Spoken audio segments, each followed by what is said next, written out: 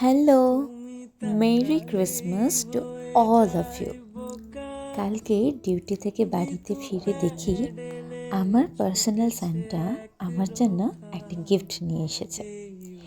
Actually বিয়ের আগে থেকেই প্রত্যেক বছর ক্রিসমাসে আমি বাড়িতে ক্রিসমাস ট্রি ডেকোরেট করে রাখতাম। তো গত বছর মা আমার জন্য ক্রিসমাস ট্রি নিয়ে আসে, আর এই বছর আমার হাজব্যান্ড আমার জন্য এই ক্রিসমাস ট্রিটা নিয়ে আসে অ্যাজ আ সারপ্রাইজ। অ্যাকচুয়ালি এবছর আমার কোনো প্ল্যানিং ছিল না, তো বাড়িতে এসে গিফটটা দেখে আমি তো ভীষণ খুশি আর মনে মনে ওকে অনেক থ্যাঙ্কস দিই। তো চলো কীভাবে এই ক্রিসমাস ট্রিটা ডেকোরেট করলাম সেটাই তোমাদের সাথে শেয়ার করি।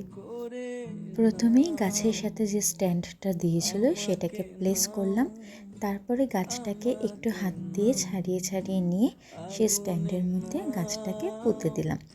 তো ব্যাস এইভাবে গাছটাকে সেট আপ করে দেওয়ার পর একে একে এর মধ্যে সমস্ত চার্মসগুলোকে অ্যাড করছি। কিছু চার্মস আগে থেকেই আমার কাছে ছিল, কিছু নতুন আমার হাজব্যান্ড এনেছে।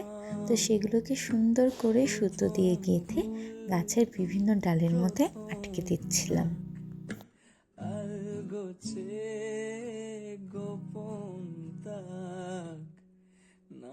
গাছের মাথায় একটা সুন্দর দেখে বেল আর নিচে একটা মেরি ক্রিসমাস লেখা দিয়ে গাছটাকে ডেকোরেট করলাম।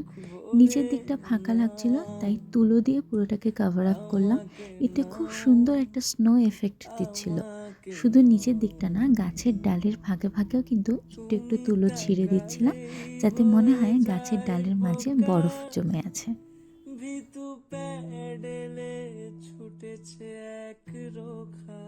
এই তো আমার ক্রিসমাস ট্রিটা খুব সুন্দর করে ডেকোরেট করা হয়ে গেছে। তোমাদের কেমন লাগলো অবশ্যই কমেন্টে জানিও। কিন্তু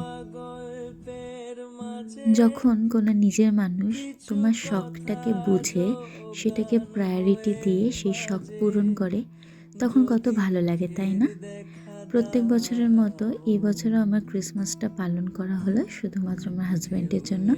আর বলতে পারো এটা আমার অন্যতম একটা প্রিয় শখ। যাই হোক, তারপর কেক কেটে তিনজনে মিলে অল্প অল্প করে একটু খেলাম। এই ছিল কাল রাতে আমাদের 12টার পরে ক্রিসমাস সেলিব্রেশন। আশা করি নতুন বছর সকলের জন্য খুব ভালো হবে, সবাই সুস্থ থাকবে। Once again merry Christmas.